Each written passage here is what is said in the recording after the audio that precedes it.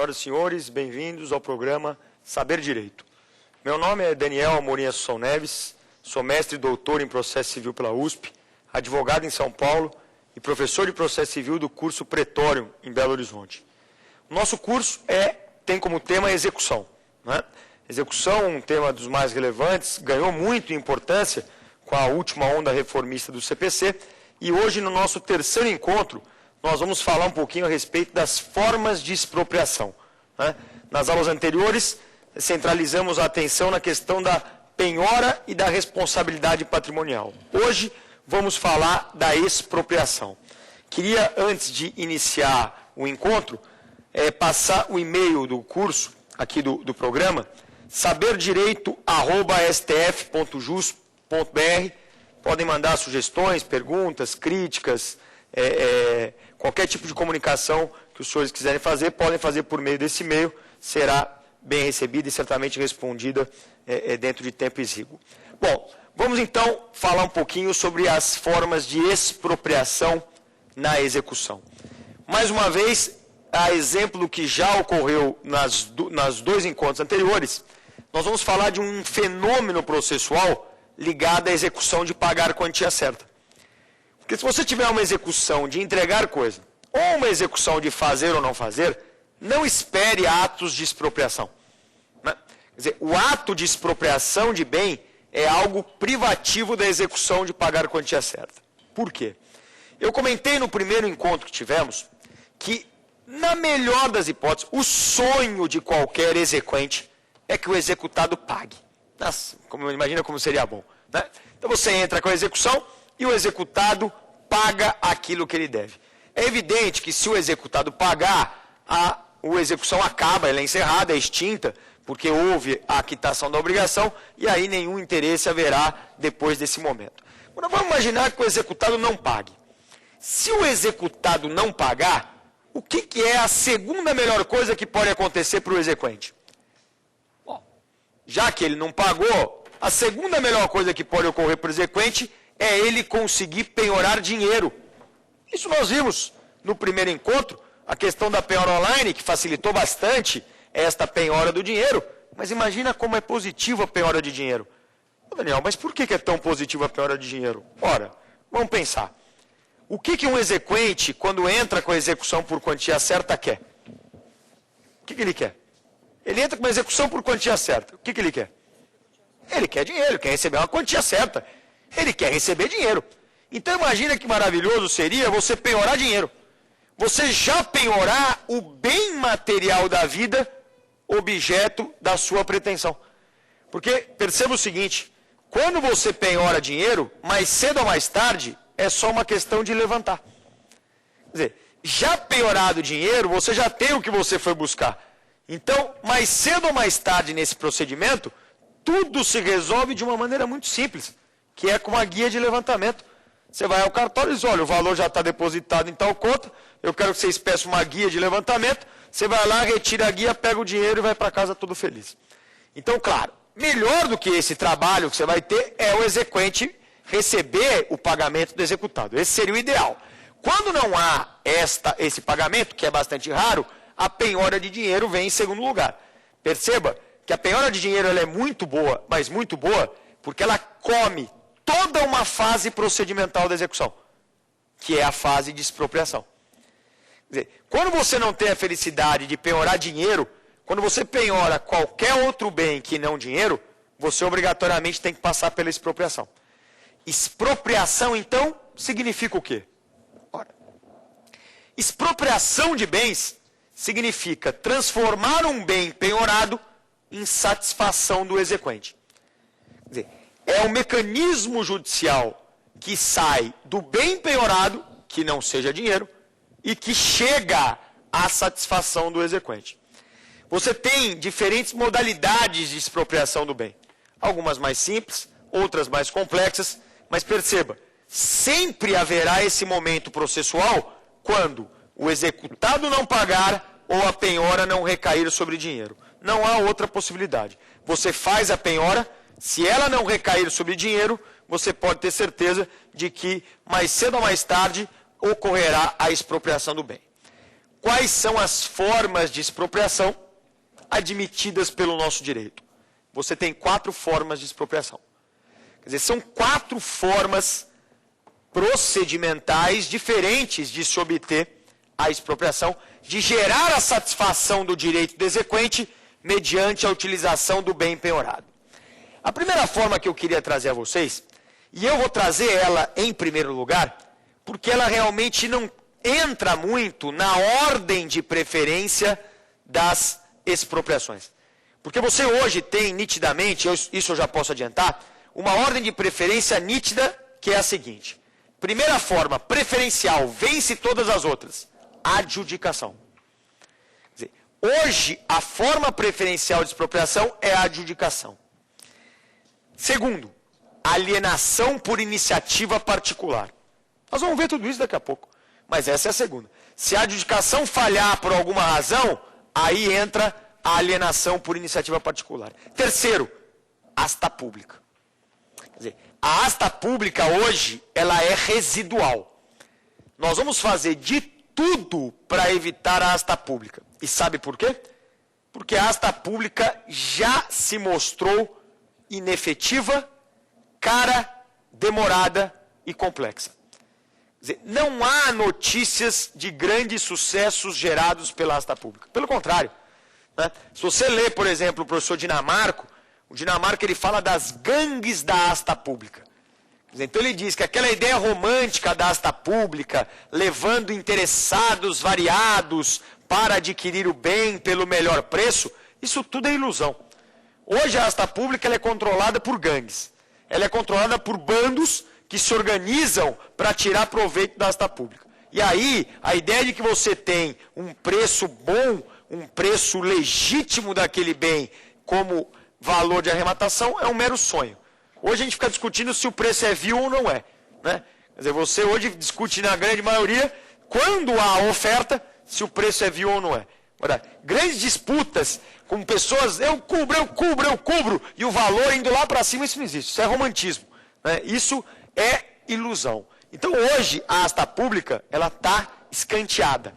A asta pública hoje ela é vista com maus olhos. Ela é vista como uma forma residual. Quando nada funcionou, aí não tem tu, vai tu mesmo. Quer dizer, nada funcionou, aí vem a asta pública. E olha que interessante, eu nas minhas pesquisas doutrinárias, eu encontrei, eu fiz até questão de citar num livro da Reforma que eu escrevi sobre esse tema, eu transcrevi na nota de rodapé, um comentário de um doutrinador espanhol. E parecia que o sujeito estava falando do Brasil. Porque ele falava, a asta pública é uma ilusão. Primeiro porque os interessados não comparecem. E quando os poucos interessados comparecem, nunca o valor é obtido com alienação, é um valor bom. É sempre um valor baixo. Quer dizer, então eu imagino, ele descreveu a asta pública brasileira. Pelo menos nisso a gente pode dizer, a nossa não funciona, mas a espanhola também não. Né? Quer dizer, o sistema da asta pública, quem sabe seja o viciado. Quer dizer, quem sabe não seja um problema típico e exclusivo do direito brasileiro, mas um problema de sistema. Então nós vamos fazer o quê? Nós vamos colocar a asta pública lá pelo final. Então hoje eu vejo nitidamente essa ordem. Adjudicação, alienação particular e a asta pública, a arrematação como última medida. E aí, junto dessas três, tem uma quarta forma. Que é uma forma bastante singular de expropriação pelo seguinte. É a única forma de expropriação pela qual o executado não perde o bem penhorado. Porque perceba, se você tiver uma arrematação, o executado perde o bem. Se houver adjudicação, o executado perde o bem. Se você tiver uma alienação por iniciativa particular, o executado perde o bem. Quer dizer, dessas três que nós vimos que tem uma certa ordem entre elas, nas três o resultado final é o executado fica sem o bem.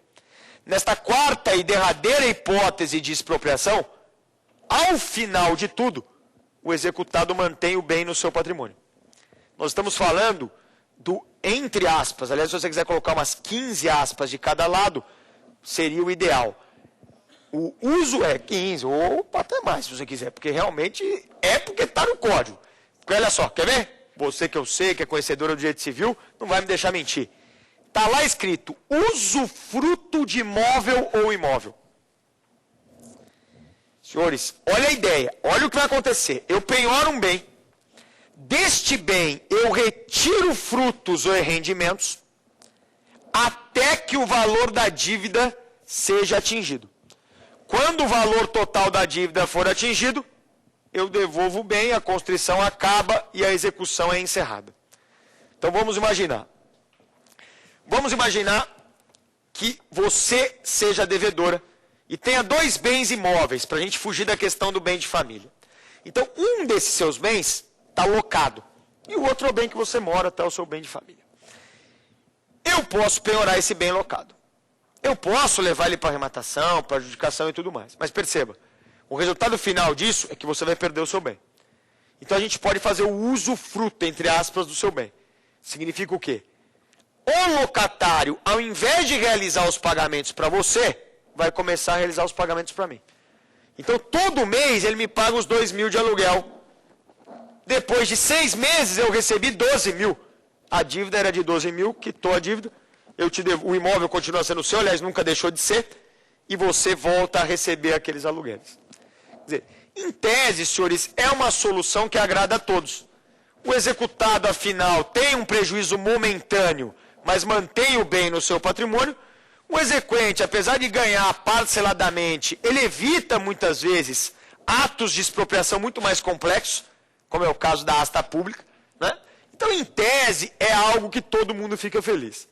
Agora, se nós formos levar a sério o direito civil, isso aí não é usufruto nunca, né?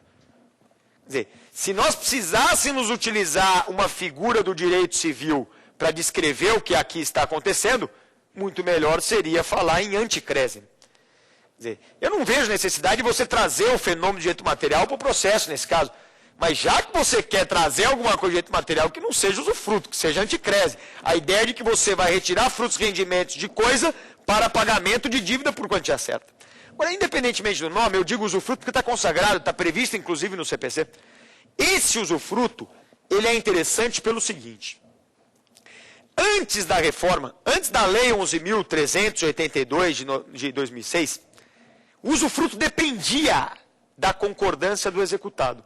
Olha que interessante. Se o executado dissesse, eu não quero, não interessaria as razões que levaram ele a dizer que não queria. No sistema anterior, a mera recusa era o que bastava para esta expropriação não ser admitida. Hoje, o Código de Processo Civil já não admite mais a mera recusa. Então, se você for analisar ali do artigo 716 ao artigo 724 do Código de Processo Civil, são os dispositivos que tratam desse usufruto. Tá? E aí você vai perceber o seguinte, hoje o juiz defere essa forma de expropriação baseando-se em 2 fatores. Maior efetividade da execução e menor onerosidade ao executado. Então perceba aqui o que vai acontecer. Eu já não tenho mais o poder de veto como executado para impedir essa expropriação. É uma medida interessante. O juiz é o comandante do processo. O juiz deve fazer a análise a respeito dos benefícios e malefícios que essa forma de expropriação pode gerar. E o resultado aí é muito simples. O juiz percebendo que vai ser bom para a efetividade e não vai gerar uma grande lesão, uma lesão absurda ao executado, ele determina a realização do usufruto. É óbvio, né, senhores? Se ela também tem um kitnet que gera um aluguel de R$150 e a sua dívida é de 100.000, não adianta querer fazer o usufruto aí, né? Porque aí você vai demorar o quê? Vai demorar quantos anos para você? Aí é melhor pegar o imóvel, levar para alienação judicial. É isso que o juiz vai ponderar. Ele vai ver quanto vale o imóvel, ele vai ver quanto que é a dívida, mas olha interessante, o juiz já não está mais condicionado à vontade do executado. Era um absurdo. O executado, às vezes por birra, às vezes por manha, às vezes já arquitetando algum tipo de ato de má-fé e deslealdade para embolar o meio de campo nessa demanda, ele se negava a esse tipo de expropriação. E hoje, ele, claro, vai ser ouvido, princípio do contraditório. Então é óbvio, eu vou ouvir o exequente, eu vou ouvir o executado, mas se o juiz entender interessante, ele vai determinar. E um outro detalhe importante. Antes da reforma, você podia fazer usufruto de empresa. O que é usufruto de empresa? Ora, o usufruto de empresa funcionava da seguinte forma, quer dizer, funcionava não, estava previsto da seguinte forma, porque não funcionava de jeito nenhum, porque ninguém pedia usufruto de empresa. Sabe como funcionava? Ou, melhor, como estava previsto? O exequente, ele assumia a administração da empresa, daí ele retirava os rendimentos necessários para a satisfação da sua dívida, até que a dívida fosse totalmente quitada e depois ele devolvia a administração da empresa. Imagina, senhores, é óbvio que tudo isso era feito com o administrador judicial, que deveria, claro, fazer um projeto, deveria prestar contas a juízo, não poderia praticar atos de disposição de direitos e autorização do juiz. Ou seja, para aqueles que conhecem o mundo negocial, sabem que o tempo do mundo negocial é muito diferente do tempo do mundo judicial. Então, o sujeito ele precisava fazer uma alienação, ele precisava comprar, precisava vender, precisava fechar um negócio, precisava pedir para o juiz. O juiz colocava o quê? Uma chance. Você vai despachar para o juiz, qual é a maior chance dele escrever na sua peça? J conclusos.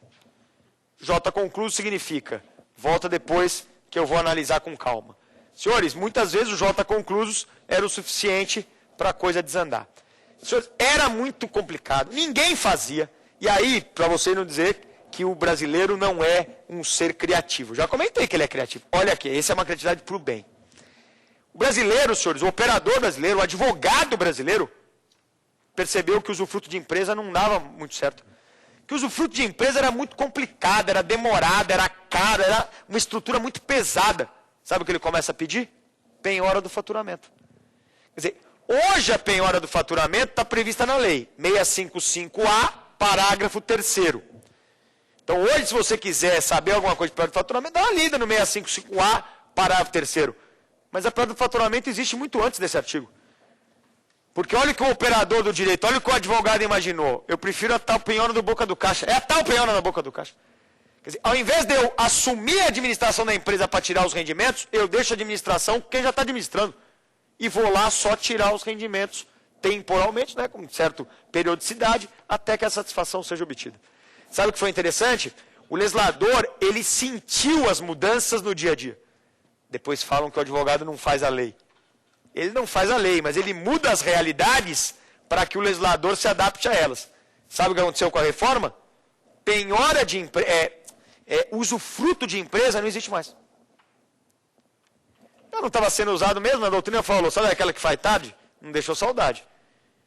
E a sua substituta, que é a penhora do faturamento, veio para a lei. Então, olha que interessante. O legislador, ele tirou da prática forense algo que não era usado, porque nitidamente muito complexo, muito demorado e muito caro, e colocou algo que quem criou foi a prática forense. Então, hoje, como é que nós estamos? O usufruto só pode recair sobre bem imóvel ou imóvel. Se você quiser retirar rendimentos da empresa, você já não pode mais assumir a sua direção. Você deve fazer a penhora pelo faturamento, artigo 655A, parágrafo 3º. Tá? Mas, feitas essas breves considerações a respeito do, entre 15 aspas de cada lado, usufruto de imóvel ou imóvel, vamos para aquelas 3 formas mais tradicionais. Vamos analisar aquelas 3 formas que eu descrevi numa ordem de preferência e vamos começar pela adjudicação. Então, para você aí que está acompanhando pelo Código de Processo Civil, a adjudicação, ela está no artigo 685A e no 685B. Um dado preliminar interessante na nossa análise. A adjudicação, ela ganhou entre aspas, um upgrade com a reforma processual. Por quê? Porque a adjudicação no sistema anterior era residual. No sistema anterior, você era obrigado a passar por toda a asta pública. Se a asta pública fosse frustrada, aí você poderia adjudicar. Então, a adjudicação era praticamente um prêmio de consolação. Se tudo desse errado, aí vinha a adjudicação. Hoje, as coisas mudaram muito de figura. E olha que interessante, hoje o CPC, ele prevê a adjudicação como a forma preferencial de expropriação. Antes de qualquer outra, portanto, deverá ocorrer, dependendo do caso, a adjudicação. É uma novidade do CPC, mas não é uma novidade do sistema. E por que não é uma novidade do sistema? Porque o artigo 53, parágrafo 2º, 53, parágrafo 2º, da Lei 9.099 de 95, a Lei dos Juizados Especiais. A Lei dos Juizados Especiais já previa, desde 95, a adjudicação como forma preferencial de expropriação. Quer dizer, lá no procedimento sumaríssimo dos Juizados Especiais, você já tinha a previsão de que a adjudicação seria preferencial. No nosso sistema do CPC, entretanto, isso não existia. Agora já tornou homogêneo. A adjudicação será a preferencial, será a primeira a ser tentada. Agora, o que é adjudicação? Para aqueles que gostam das comparações com o direito civil, desde que coloquem as tais das 15 aspas de cada lado, a adjudicação, ela se pareceria com a dação em pagamento. É um paralelo bem torto, mas de qualquer maneira, se é necessário fazer um paralelo com o direito civil, então façamos com a dação em pagamento. A ideia básica é a seguinte: ao invés do executado pagar com dinheiro pela sua dívida de pagar quantia, ele pagará com o próprio bem. Então, o bem será dado como forma de satisfação da obrigação. É interessante porque, nesse caso, o exequente, quando realiza a adjudicação, ele não recebe o que ele foi a juízo buscar, né? É uma forma excepcional de que o exequente se dá por satisfeito sem receber o que ele foi buscar. Porque vocês já me disseram, o que o exequente na execução por quantia certa vai buscar? O dinheiro. E nesse caso, exequente adjudicante, perdão, ele não vai receber dinheiro. Ele vai receber o próprio bem em pagamento. Então é uma hipótese interessante, porque perceba, resolve, né?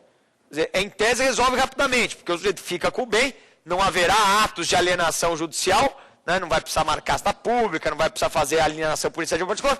É uma ideia de que, em tese, resolve-se de uma maneira mais fácil, mais rápida e mais barata.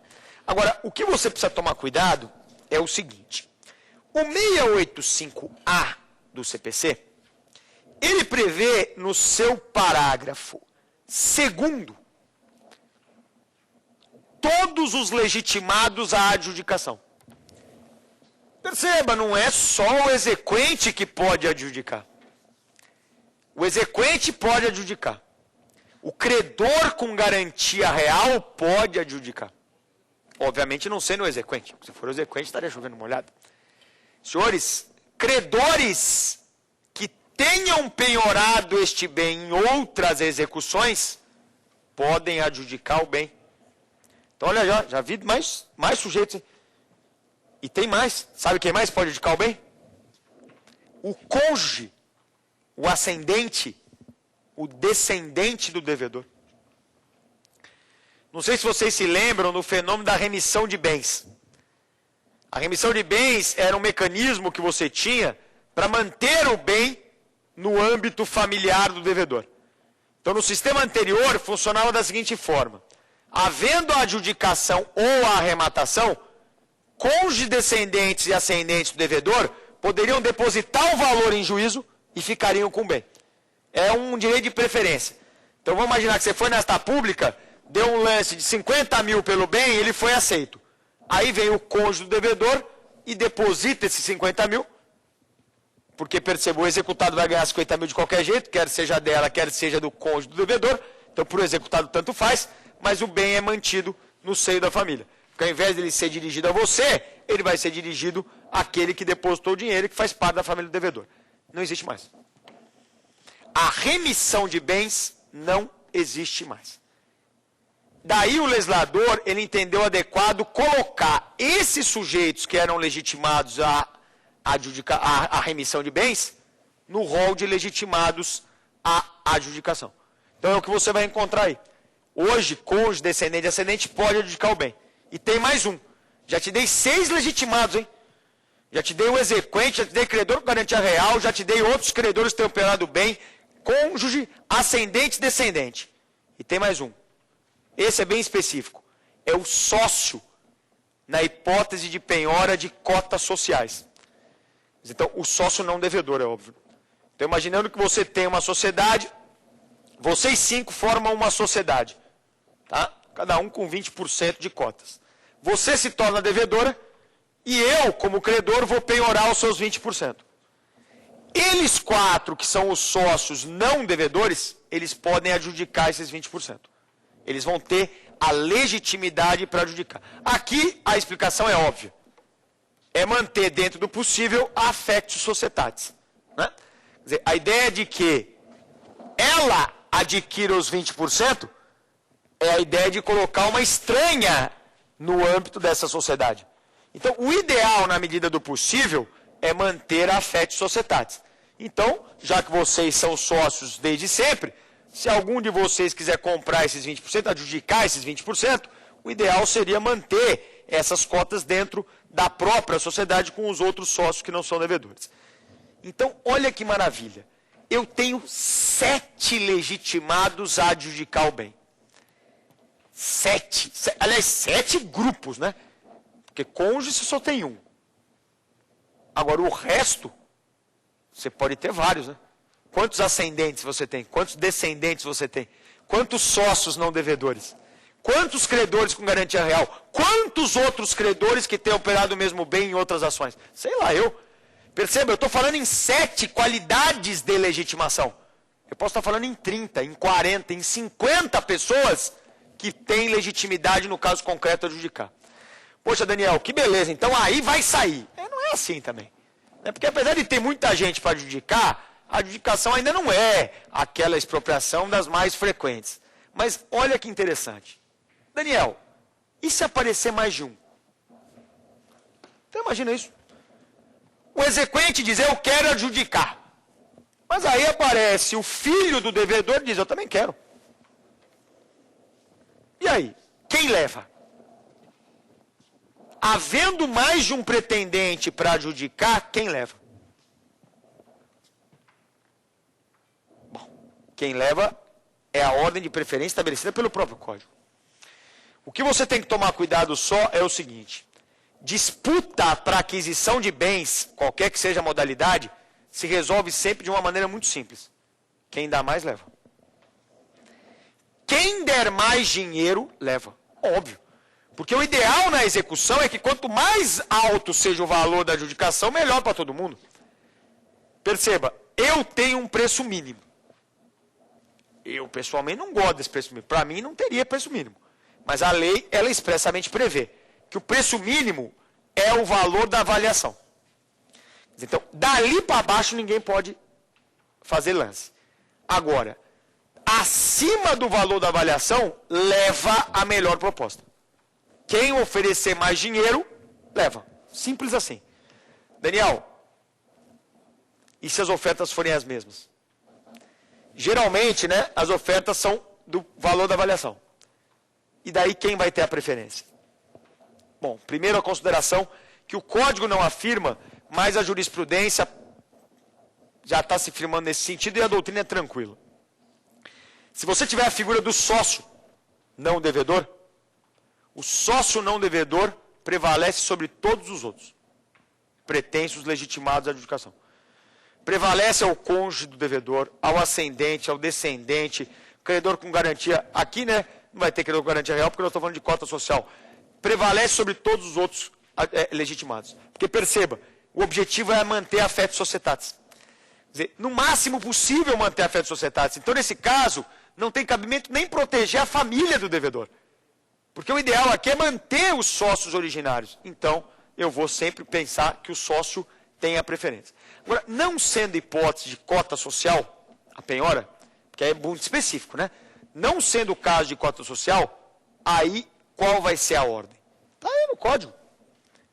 Primeiro o cônjuge, depois os descendentes, depois os ascendentes, depois o credor com garantia real. E só no fim, o credor que tenha direito de preferência sobre o bem, que pode ser o exequente ou não. Sabe o que significa? Entre credores que tenham penhorado o bem e estejam na mesma situação, credores quirografários, aquele que penhorou primeiro. Quer dizer, pela ordem da penhora, você vai ver a ordem de quem pode adjudicar antes. Então, olha isso. O nosso exequente, o nosso glorioso exequente, que é o adjudicante tradicional, na hora da ordem ele é o último. ou pode vir a ser o último. Né? Então eu faço esta ordem, primeiro vou privilegiar a família, com cônjuge, ascendente, descendente e ascendente, depois eu saio, privilegio a garantia real, e depois eu vou para os credores quirografados. Tá? Agora imagina, né? Como desgraça pouco é bobagem. Imagina que 2 ascendentes compareçam querendo o bem, oferecendo o mesmo valor. Imagina que o pai e a mãe do devedor fazem lances para adjudicação. Perceba, eu teria uma possibilidade de solução se eles não fossem do mesmo grau de parentesco.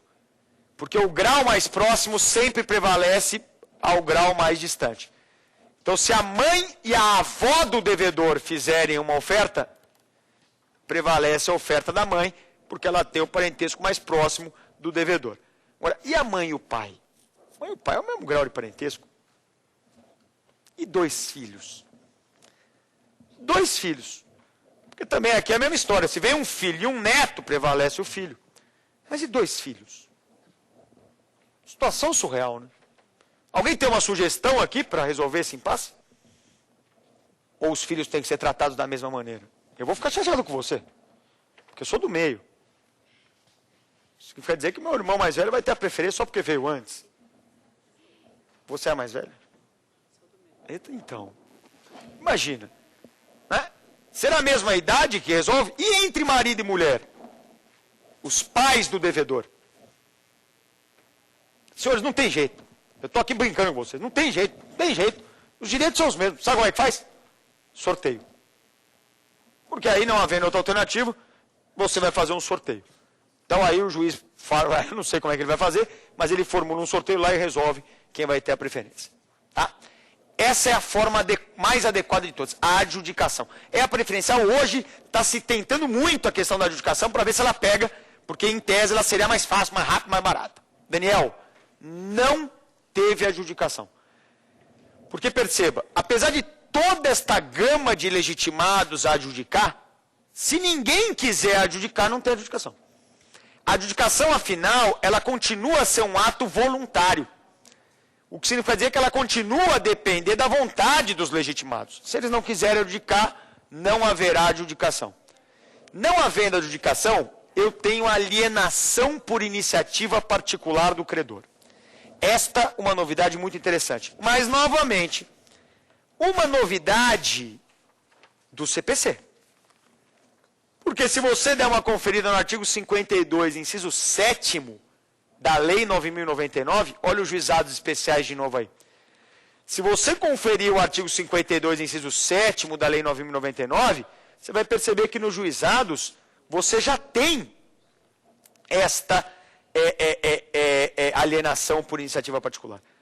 O artigo 685C do CPC, ele trouxe esta realidade para o Código de Processo Civil. Então, hoje, a ideia de alienação por iniciativa particular é uma ideia do sistema. Olha que interessante. O exequente, desacreditado na asta pública, ele não acredita na asta pública, ele não confia na asta pública. Ele vai se colocar entre os interessados e o juízo na procura daquele que pode adquirir o bem. Então, funciona da seguinte forma. O exequente, ele faz um pedido e fala o seguinte para o juiz. Excelência, eu quero realizar alienação por iniciativa particular. Quando ele faz esse pedido, o juiz, claro, vai analisar as condições do caso concreto. Deferindo o pedido, o juiz procede segundo o artigo 685C, no seu parágrafo primeiro, porque aí o juiz ele vai fixar algumas condições do negócio. Porque ele vai falar, bom, então já que nós vamos procurar interessados em adquirir o bem, então eu vou dar um prazo para isso acontecer. Vou fixar o valor e, segundo o CPC, o valor mínimo é o valor da avaliação. Eu vou colocar condições de pagamento. Se o pagamento for a prazo, eu vou indicar que tipo de garantia vai ter que ser prestada. Quer dizer, o juiz, basicamente, nesse artigo 685C, parágrafo 1º, ele prevê as condições do negócio. Tá? Então, ele vai prever que em condições o negócio deve ser realizado. Porque aqui, perceba, nós estamos falando de negócio comercial. Nós estamos em busca, afinal, de alguém disposto a adquirir o bem penhorado. É isso que nós estamos fazendo. Tá? Então, quando eu tenho um negócio comercial, eu preciso de alguns dados desse negócio. Quer dizer, quanto que vai me custar, quais as condições de pagamento, que garantias vão ser me cobradas. Quer dizer, tudo isso o juiz vai ter que determinar. Agora, o importante é o seguinte. O juiz não estará atrelado de forma peremptória a essas condições. Negócio. Negócio é negócio. Quem aqui é bom de negócio? Ninguém é bom de negócio? Que vai lá e fala, 10, mas peraí, não pode ser 9, eu te dou isso aqui em troca, eu troco aqui, não sei o quê, não sei o quê. Quem aqui já não pechinchou na vida? Aí você viu que as vozes femininas já se levantam em uníssono. Por quê? Porque é falar da vida. Chega lá, quanto é que é 10? Não, calma lá, como 10, eu te pago isso. Então, compra carro. Então, você leva o seu carro que vale 30, eles querem dar 20. E no carro que vale 80, eles querem te vender por 100. Então, calma, campeão, vamos conversar. Aí conversa. Perceba, senhores, negócio comercial é conversa, é negociação. Resultado é o seguinte, o juiz, ele dá os dados básicos. Ele vai dar um valor, que é o valor da avaliação, e vai dizer, olha, se você quiser pagar em parcelado, o máximo é 6 vezes. E ainda você vai ter que dar uma garantia real para esse tipo de negócio. Pode ser que chegue um interessado e fale, olha, eu até pago esse preço, mas eu não vou pagar em 6 vezes.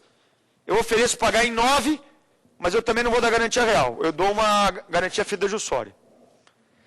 Será que isso é o suficiente para indeferir o pedido desse terceiro que quer adquirir o bem? É óbvio que não. Perceba, o juiz ele vai fixar as diretrizes. Daí, vindo propostas que não atendam exatamente o que o juiz determinou, caberá ao juiz analisar se aquelas propostas são boas ou não. Quer dizer, negócio. Nós estaremos fazendo um negócio. E o negócio ele nem sempre sai conforme se pretendia no início. O juiz deve, portanto, ter a sensibilidade de perceber que essa decisão dele inicial não é vinculativa. Que a decisão dele é um norte para a negociação começar. Quer dizer, é claro que se eu procuro um interessado em adquirir um bem, eu tenho que dizer basicamente o valor daquele bem. Eu tenho que dizer se ele quiser comprar a prazo, qual vai ser o número de parcelas, quanto que vai ficar o valor ao final, se ele vai precisar prestar garantia ou não. Esse é o mínimo que eu tenho que fazer. Né? Agora, daí para frente, a coisa vai de conversa. Se o juiz perceber que a proposta é boa, não gera onerosidade excessiva ao executado, é óbvio que ele vai admitir. Agora, o problema aqui, e é um problema interessante, é o seguinte. Quem que vai fazer este meio campo? Quer dizer, quem será o responsável por trazer os interessados ao juízo? Segundo a lei, segundo o artigo 685C, o exequente pode pode assumir esta conduta. Então, o próprio exequente pode dizer, deixa que eu arrumo. Então, o juiz fala, beleza, você tem 6 meses para arrumar alguém que pague tanto de tal jeito. Aí, o exequente sabe-se lá como ele sai atrás dos interessados. Quer dizer, o exequente vai ser o responsável por trazer os interessados ao juízo. Mas preste atenção, não é o exequente responsável pela alienação. Não. Perceba, como é que chama a forma de expropriação? Alienação por iniciativa particular. A iniciativa particular, nesse caso do exequente, é a iniciativa que traz os interessados ao juízo para fazer as propostas. Esta alienação, ela é judicial, tá?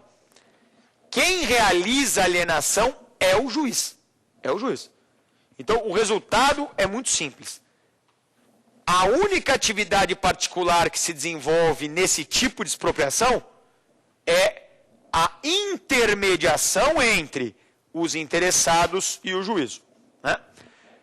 É óbvio que quando o exequente ele resolve fazer esta intermediação, ele não vai receber nada por isso. Quer dizer, será um trabalho, entre aspas, pro bono. Quer dizer, ele assume o trabalho e, na realidade, para seu próprio benefício. Mas ele não vai poder querer cobrar valores pelo trabalho que ele desenvolveu. É um trabalho que ele vai assumir se quiser, porque é voluntário, e uma vez assumindo esse trabalho, não haverá o que cobrar. Agora, há uma outra figura que pode funcionar como intermediário. Quem sabe até uma figura mais gabaritada do que o próprio exequente. Porque perceba, quem garante que o exequente vai encontrar os interessados? Né? Quer dizer, o exequente pode estar, na verdade, só piorando o problema que ele tem. Quer dizer, ele está com uma dívida, ele está com uma execução, e agora, além de tudo, ele tem que correr atrás de interessado. Pode ser que ele não tenha essa capacidade, pode ser que ele não tenha esse conhecimento. Aí entra a figura do corretor. O corretor, que é, afinal, o sujeito que vive disso. Quer dizer, o corretor, ele vive, basicamente, de achar interessados em adquirir bens. Né? Então, porque corretor é qualquer sujeito que sirva como intermediário entre comprador e vendedor. Nesse caso, nós não vamos falar propriamente de vendedor, porque nós estamos falando de alienação judicial, não há a figura própria do vendedor, mas a ideia de que eu vou levar o adquirente interessado ao bem para que a aquisição ocorra é perfeitamente válido. Só que aí nasce um problema. Que problema é esse? Olha, direito estrangeiro, por exemplo, na Espanha, por exemplo, na Itália, a ideia da alienação por iniciativa particular é um sucesso. É um sucesso. Então você vai ler o doutrinador italiano, o doutrinador espanhol, você vai perceber o entusiasmo que eles falam a respeito desse fenômeno processual. Porque eles dizem o seguinte, que é muito mais fácil pessoas especializadas em determinados bens localizar os interessados do que a asta pública. Né? Então imagina que você penhorou obras de arte. É muito mais interessante você botar as obras de arte numa galeria em exposição, que vai ter um público totalmente direcionado àquele tipo de bem, do que você colocar a obra de arte numa asta pública. Não dá nem para comparar. Né? Então, há notícias de países que já adotaram esse sistema, de que é um sistema positivo, de que é um sistema que realmente funciona. Agora, aqui no Brasil, nós tivemos um problema, na minha visão, na lei, que é a seguinte. A lei prevê 2 requisitos formais que o corretor precisa preencher. Então, veja, nós estávamos dando liberdade para os indivíduos, né? Quer dizer, nós estávamos querendo que os indivíduos saíssem do sistema da asta pública para determinar como isso deve acontecer. Quer dizer, então, o 685C, no seu parágrafo 3º, ele incumbe os tribunais de fazer essas previsões em termos regimentais. Como é que vai se dar o credenciamento? É um credenciamento na vara? É um credenciamento na comarca? É um credenciamento no tribunal? Quer dizer, isso são perguntas que nós não temos ainda como responder. A crítica, entretanto, é óbvia. Para que credenciamento? Você percebe que o legislador ele dá com uma mão a liberdade aos indivíduos, mas com medo do que isso possa representar, ele mantém o controle estatal? Para quê? Para que você ter o cadastro do corretor? Ah, porque o corretor ele pode arrebentar com esse processo. Será que ele tem toda essa força? Eu insisto, senhores, não é o corretor que aliena o bem. Quem aliena o bem é o juiz. Então, se o corretor trouxer uma proposta que o juiz não confie, é só não aceitar. Quer dizer, que grandes poderes tem o corretor nesta demanda? Poucos. Ele tem, senhores, o poder de intermediário. Não seria melhor, como foi feito na lei espanhola, dizer o seguinte, quem é esse corretor? É um corretor de reputação ilibada. Quem analisa se ele tem reputação ilibada ou não? O juiz no caso concreto. Aqui é credenciamento. E aí esse negócio de credenciamento sempre já gera problema, né? Porque credenciamento pode muito bem significar a lista dos amigos do rei.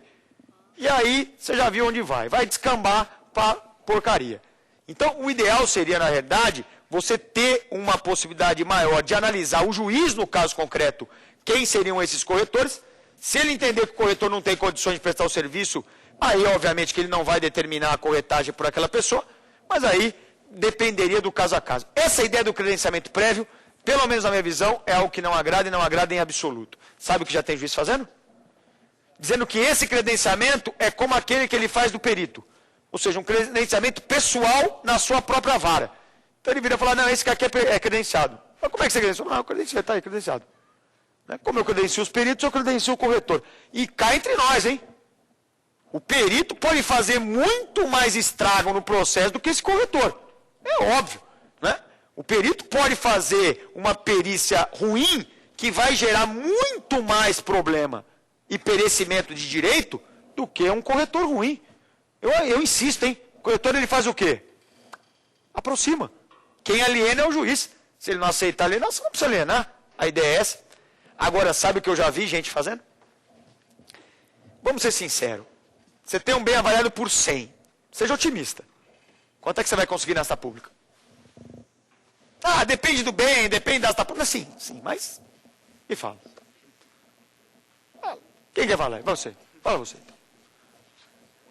Os 40, os 50.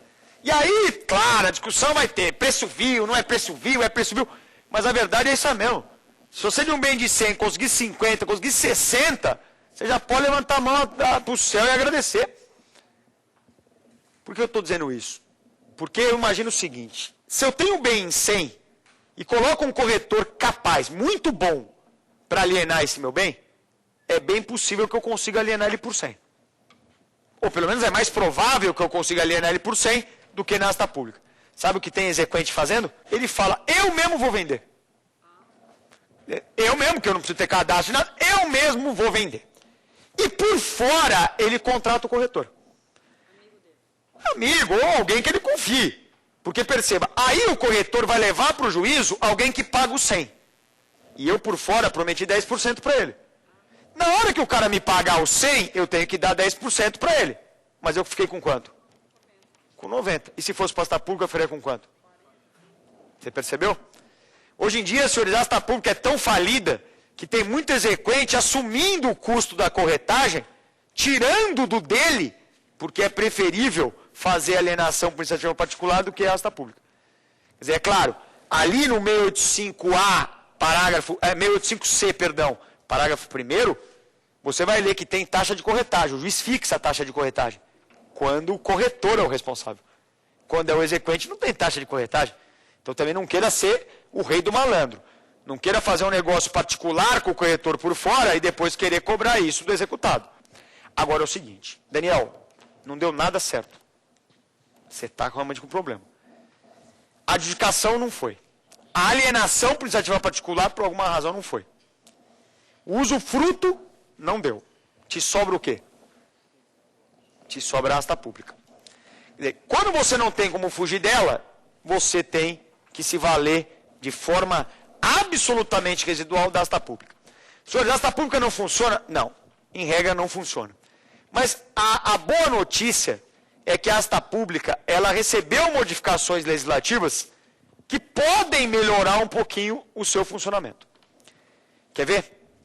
Uma mudança muito interessante, mas essa ainda depende de regulamentação, é a mudança do artigo 689A do CPC. 689A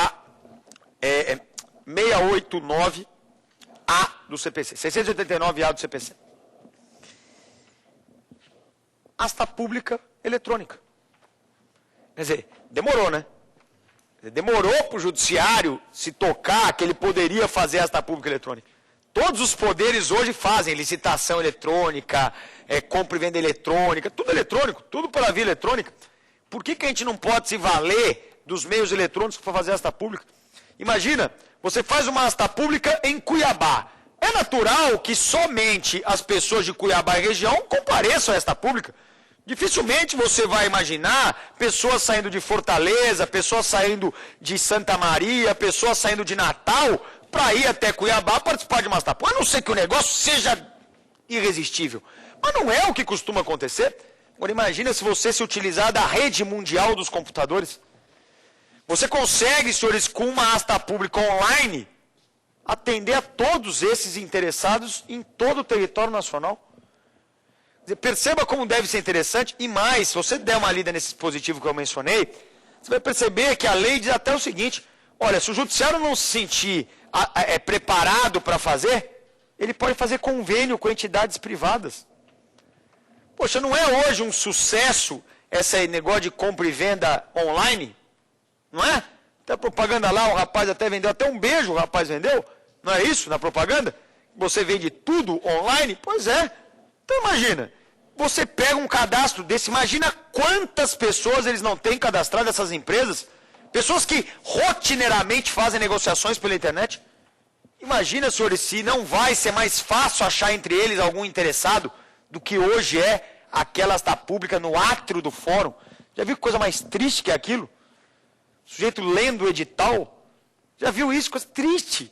Aí tem a salinha, alguns fóruns tem a salinha, outros é no corredor mesmo, é uma desgraça.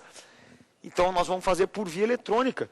Poxa, a via eletrônica não é uma boa, é uma ótima. Faz um convênio desse, você consegue nossa, atingir um número extraordinário de pessoas, isso pode funcionar. Não está ainda acontecendo. Porque depende de regimento, depende de norma regimental, o Conselho Nacional de Justiça tem que ainda atuar nesses termos, os tribunais de justiça têm que adotar medidas regimentais, mas é pelo menos um sopro de novidade interessante. Uma outra novidade, esta muito interessante, vem no artigo 687, parágrafo 5º. Porque, olha, se tinha uma situação, no mínimo esdrúxula na execução, era a necessidade de intimar o executado da data da asta pública. Então você publicava aquele edital, o edital ele serve para tornar pública a asta. Mas para o executado era exigida a intimação pessoal. Para quê? Era o inferno na terra. Por quê? Porque o executado tomava o tradicional chá de sumiço. Ele desaparecia. E aí ia o carteiro, nada. Ia o oficial, nada. E a execução travava. Travava porque ninguém conseguia mais localizar. E aí vinha o surreal. Tá bom, então vamos intimar por edital. Pô, mas o edital eu já publiquei para fazer a asta pública. Não, intima outro. Isso tudo quando o tempo dava, né? Porque às vezes chegava o dia da asta pública, você não tinha conseguido intimar o executado, aí anulava a asta pública. E o edital que você tinha pago? Você tinha que pagar outro.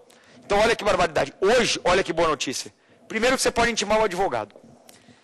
Se o executado estiver representado por advogado, você intima o advogado. Daniel, e se ele não tiver advogado? Se ele não tiver advogado, você intima o sujeito por qualquer meio idôneo. Não precisa ser mais intimação pessoal, qualquer meio idôneo. Oficial, carta, correio, telefone, e-mail, qualquer meio idôneo serve para a intimação da parte. Então aqui facilitou, porque agora não tem mais aquelas dificuldades intransponíveis em realizar a intimação, deu uma flexibilizada interessante e isso é sempre bom, porque isso faz com que o processo se desenvolva com mais tranquilidade. Tá? Então, com isso eu encerro esses breves comentários a respeito das expropriações no Código de Processo Civil, né? Vimos aqui as 4 espécies de expropriação, alguns comentários a respeito da adjudicação, da alienação por iniciativa particular, do usufruto de imóvel e imóvel e, finalmente, uma análise mais crítica da asta pública, até porque a asta pública não dá certo mesmo. Né? Quero passar o e-mail novamente aqui do programa, saberdireito@stf.jus.br, um e-mail aberto para sugestões, críticas, comentários, qualquer tipo de comunicação, aqui o canal aberto é esse. E gostaria também de convidá-los para a nossa próxima aula, será a 4ª aula do nosso curso, e nesta 4ª aula nós estaremos falando sobre o cumprimento de sentença, uma análise da Lei 11.232, uma análise bastante interessante, até porque já temos algumas novidades, posições do STJ a respeito dos temas mais polêmicos referentes a essa lei. Então, gostaria novamente de agradecer aos alunos aqui que compareceram, gostaria de agradecer ao telespectador em casa, e um abraço e até a próxima.